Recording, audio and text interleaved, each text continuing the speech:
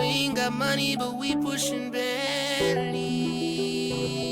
Who got ass a lamb? Shout out my niggas from more. What's good, everybody? It's JABRIEL. I'm on Let's Just Talk About It. Tap in.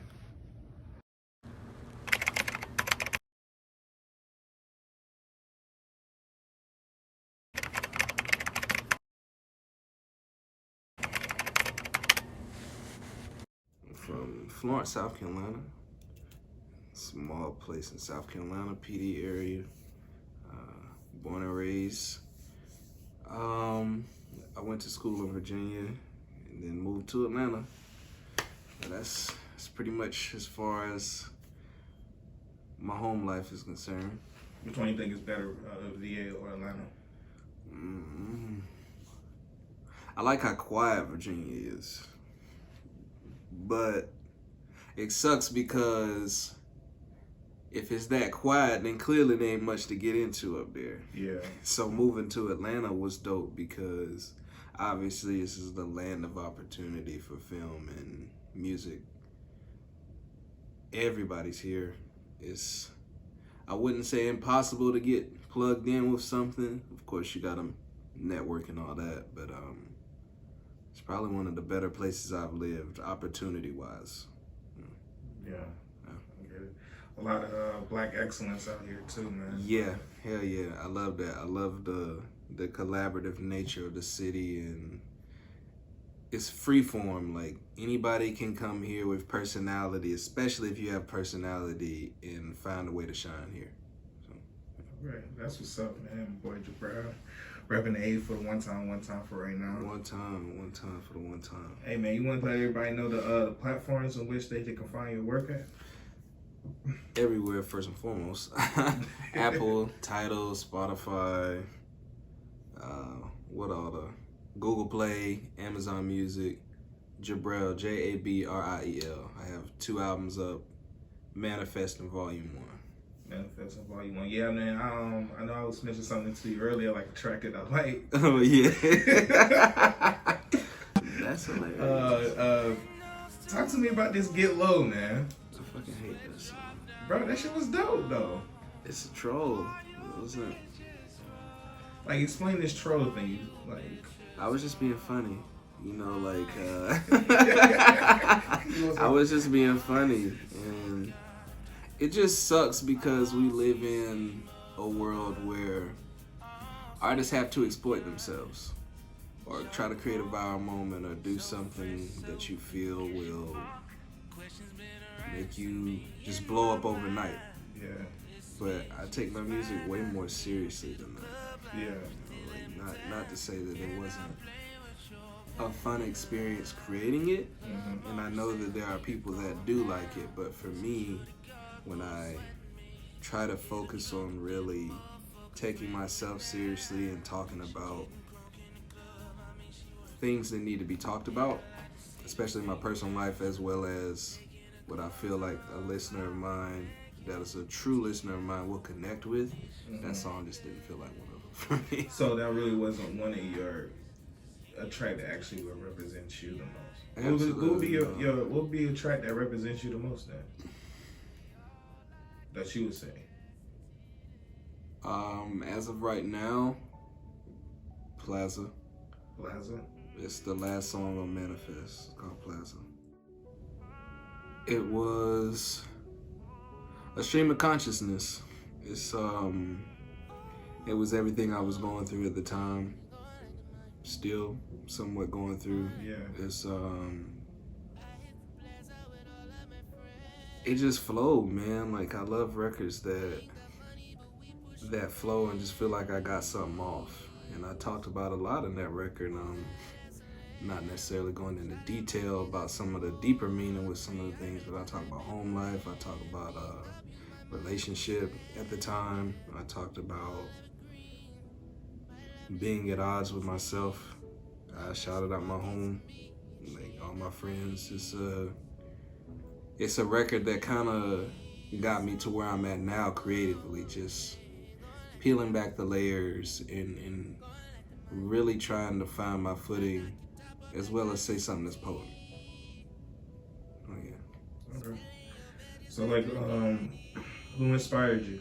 And when it comes to this music shit, man, like everything, like. Man, I don't. I'm really somebody that any and everything can inspire me to create a song or to write, or I remember when I really started writing, I was about 14, 15. Yeah. And my grades just started. but it was because I was sitting writing songs all day. Like the second I decided, like, I'm into music, I want to be a writer, I want to be a singer. So I used to carry around a knapsack with like 4 or 5 binders of just songs. Yeah. I'm sitting in class, I'm not even listening to nothing the teacher say. It looked like I'm taking notes, but I'm over there writing songs, trying to learn it. But my dad was a big Prince fan. He really exposed me to a lot of different sounds growing up. Prince, New Edition, Stevie Wonder, and then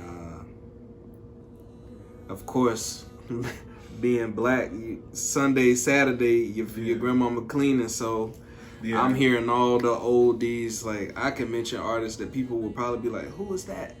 Yeah. You know, like obviously people know who Anita Baker is, but like Randy Crawford or just so many different artists where you just are exposed to that, especially being from the South. You probably say Jamie Foxx and they'll look at you crazy too, because I think Jamie Foxx is amazing. Yeah. I've listened to all his albums. I think. And you know something that's crazy, like coming from our era, like it seems as if that we were geared more towards, like, we was coming out of that era where everything was just original. Yeah. You know? Everything was original. People weren't afraid to try things. The industry was still making money physically. I know you were saying earlier, like you was still writing with a pen and paper. Yeah. Right? Like we still had cell phones. Yeah, but absolutely. Like at the beginning of that, so it's like I wrote with pen and pad up until I want to say about 10 years ago. I mean, I jotted on my phone. Yeah. I gotta be feeling real nostalgic to sit down somewhere with a pen and pad. Like, and I'm still probably not going to. Yeah. But to each his own. I know that there are still people who will. I Yeah. know for a fact there are still people who will and do. I'm not one of them. Mm-hmm. But I mean, it's a new day and age though. Yeah. But it was what we came up in though. You know, because I remember we had like those were the eras like sidekicks. Like sidekicks, yeah. And we had the razor. We had the razor. Then you had my boy Courtney, rest in peace his soul, man. Yeah. He used to have the sidekick. Yeah. He had the sidekick for the longest. Man, whoever pulled out the sidekick was the leader of the team, man. Like, I always wanted a sidekick, man. I always wanted a sidekick. Or the Blackberry.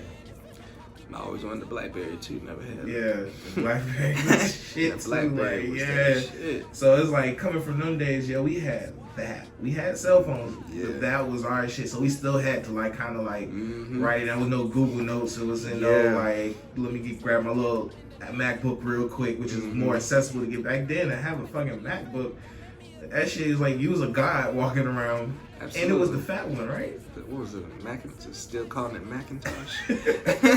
With the color backs. But yeah, so like I get what you're saying. Like, but the originality, that's what sets it apart is from his originality. Because nowadays it's a little bit different. I mean, don't get me wrong. I still think that there are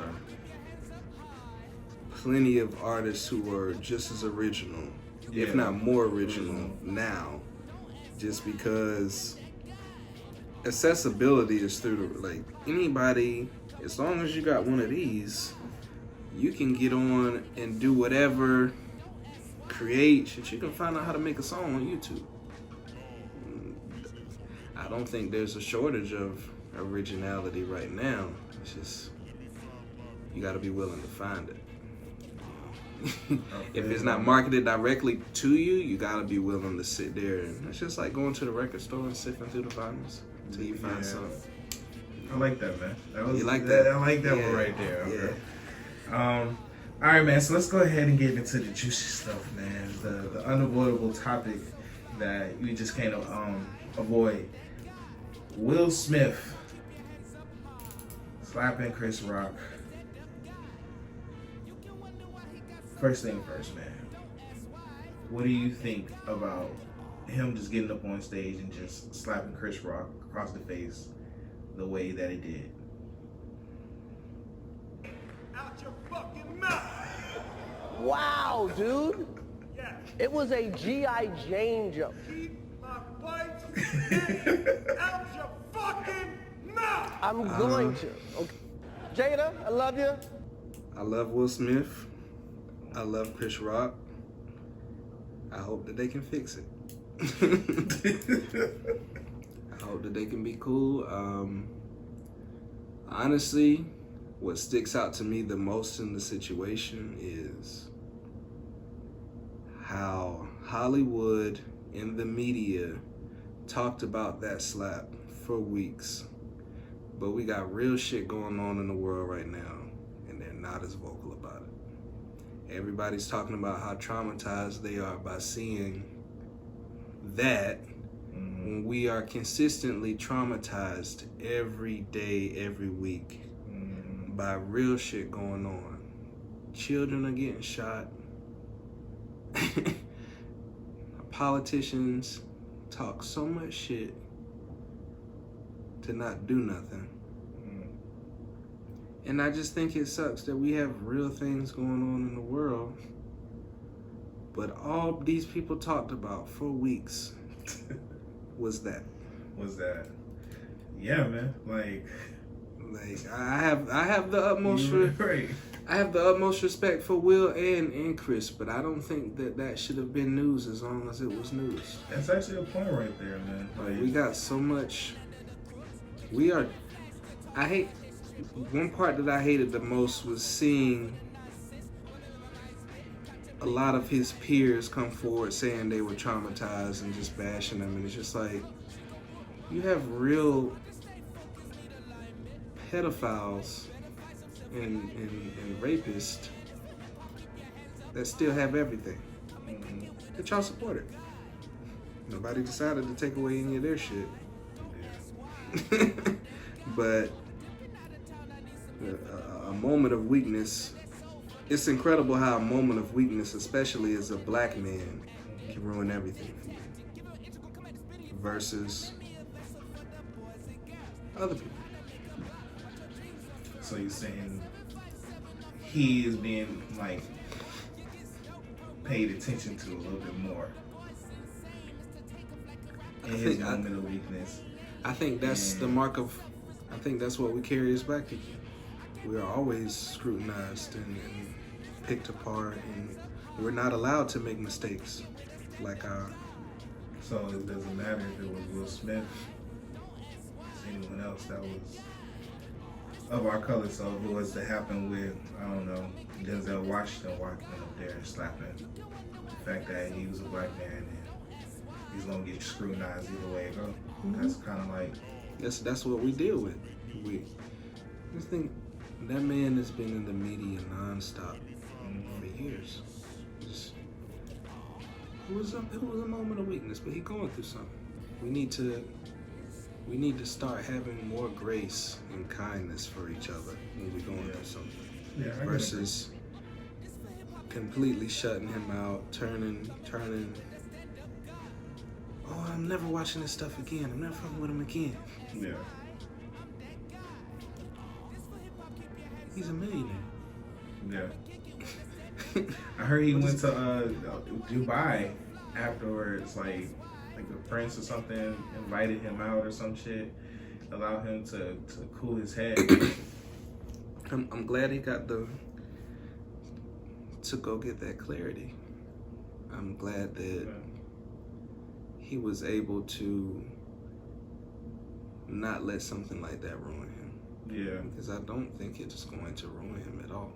Yeah. Nor is it going to ruin Chris Rock. Like I said, I love the both of them, and I hope that if time permits, they can reconcile that difference. You think they will? Only God knows that. Time will tell, you know. Yeah. I try to stay out of people's business. Yeah, true. True. Well, I mean, I guess his brother didn't have too many good words to say though. He wasn't trying to hear nothing what Will Smith was trying to say. His brother said something. Tony, yeah, because you know Chris Rock comes from a big family of like nothing but brothers, and oh, I didn't know that. Yeah. So he has a brother is Tony Rock, and he actually just was like went on a rage, was talking about like if he ever was to do that shit, like shots were thrown. Wow. But that's his brother. That's your brother, right? So it's just like he understands that. Yeah. So now, like from a moralistic point of view, it's just like, oh well. I know you say it was like you hate for it being in the media and everything, but as far as just like if it was just right or wrong, I feel it's just like, bro, Chris Rock was like the weakest one. Not when I say the weakest one as far as like not mentally anything, but if that was like The Rock, as you know, a lot of people was comparing it to, like if that was The Rock on the stage and he made that joke, you get where I'm coming from with this, and then your brother stepping into play. As far as like, yo, that's my little brother. He ain't gonna be walking around just slapping him because it's him. But that's your family's supposed to stick up for you. Yeah. Regardless of who. I mean, at the end of the day, people can throw, oh, well, what if it was The Rock or whatever? It's just like, it didn't happen that way. Yeah, true. True. It didn't happen that way, and it probably will never happen like that again. Knock on wood. But we just don't know. We could hypothetical this shit all day. Yeah. But we got what we got. And that's what it was. That's what it was. You know, it just sucks that was in the media so long. But a racist can go do a hate crime and shoot up a store and kill innocent black people. Yeah. Or somebody can go into a school with a gun, kill an entire classroom and 2 teachers. But everybody had a comment when it was time for Will Smith. Let's talk about it. Every single person had some sort of comment. All of these celebrities had something to say when that Will Smith situation happened. And there were so many of them that took that situation and inserted themselves in it, like, oh, I'm traumatized. Oh, I'm going through this. So I can't do this because I'm scared of this. Yeah. Yeah. I'm sorry, but that comes with the territory. As a comedian, it is to be offensive. There are some comedians, their whole act is frying people up. Yeah. You mean to tell me you wasn't scared this whole time that something was going to happen to you? Not to say that I don't want anything to happen to anybody, but why are you using that man's moment of weakness to now take it and create it your whole thing? Oh, you traumatized. Oh, he got to give his award back. He need to do this. He need to do that. I can't go nowhere where he's at. But he didn't press charges. Who, Chris Rock did? That's good. It was like, it really was like, he let it go in a sense. Right now, honestly, I'm gonna tell you this. I have not kept up with it because after the initial moment and the shock value of people seeing it in real time. Yeah. It's not something that you heard about. It's like what you saw. You actually watched it. Yeah, it was bleeped out, but we in a world now where that footage is gonna go online uncensored. Yeah. Yeah. Well, I mean, at the end of the day, man, it's like it did happen, like you said. Yeah. It went down the way that it went down, and I think nobody could have said it any better than what you just said, man. Like, that's it. Appreciate it. Let's move on. Kevin Samuels, man. Tell me what you know about him, man. I honestly do not know much. Not much. I think the only thing I've ever seen him on was that episode of Atlanta that just came out. I want to say like 2 weeks ago. He was on Atlanta? The new season. He had a guest spot on there. God rest his soul. I did hear the news about his passing. I didn't follow his videos or anything like that. I watch a lot of battle rap and they'll have Kevin Samuels bars. So that's really the only way I'm really familiar. So you haven't seen like some of his videos where he'll be giving advice like to the ladies out there? I think I heard something about that, but I'm really weird with online. Like I'll sit. Man. I'm one of the people who are like I'll sit for a little bit and then it's Yeah. like okay, next. What was it? I did see some people on Twitter, I think, kind of like bashing him. Yeah, man. See, the whole point was it's like it will be a little bit better if you would like watch some of his videos. Okay. That way you can give your honest opinion, because this thing is deep. I could just only tell you about who he was. Like Kevin Samuels apparently was like he was like not a consultant. He started off as, what did he say he started off as? I should have wrote that down. But basically he just gave like advice. Okay. Like he gave advice to. Was it like dating advice? Dating advice, life advice, you know what I'm saying? That type of thing. And he was image consultant first. I know that part. He was talking about him going to school and all types of stuff. But his delivery was just like a little extreme. Like a little extreme, yeah. Like he's known for kicking you off his live. So all these girls would call in. Okay. And they would want advice on their relationship. Okay. And then he'll probably do some junk where it's like, oh, how old are you? I am 31. How much do you weigh? I weigh 310. And where do you work? I'm the manager of KFC. Don't nobody want your used up. Like He would say that? He would say stuff like that. He wouldn't say that specifically. He would say stuff like that. His delivery was raw. Now, it's always an issue between how he delivered and then versus his message. It's like he was never wrong,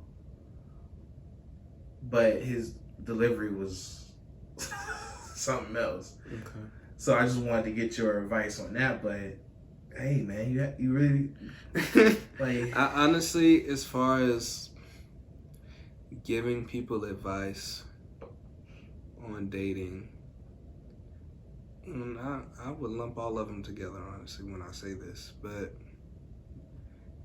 people need to be more kind to each other. Yeah. Like, just because something isn't your cup of tea does not mean that there isn't going to be somebody else who is the best cup of coffee in the world to them. You know, I said tea and then I said coffee. Hey, man, I didn't even. But you know what I mean. Like, wait. But I just think that the world is too critical of everything. and I've lived a life where I'm just happy to experience now. Like I've had my fair share of ups, downs, tribulations, all that. Like wins, losses, love, hate. And I'm just happy to experience right now. And